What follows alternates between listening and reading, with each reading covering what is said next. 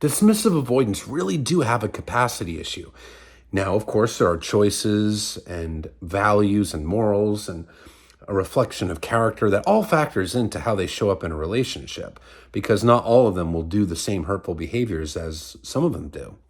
But there is a capacity issue. If you're dealing with a dismissive avoidant that has not worked on themselves, they do have a limited capacity to handle emotions. They have a limited capacity to handle stress, to process things.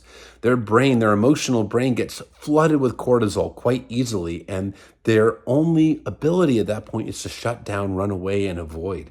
They were never shown how to deal with that kind of stuff in childhood. This is a person that really was on the receiving end of consistent emotional neglect. They weren't given that love and nurturing that they needed. They were never shown how to process stuff. So they get overwhelmed with anxiety very easily. They feel extremely unsafe with emotions and displays of emotions and emotional intimacy.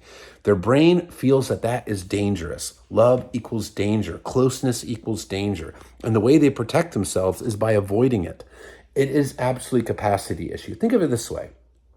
Let's say you want to run a marathon, and doing the marathon is the equivalent of that long-term healthy relationship. You want to do it, just like a dismissive avoidant deep down wants to do it.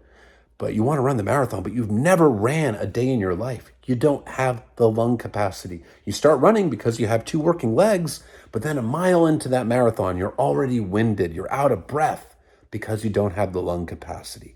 Just like they don't have the ability to go past the early dating phase in most cases, because they simply don't have the emotional capacity to sustain that long-term, healthy, loving relationship that involves emotional intimacy and deep commitment.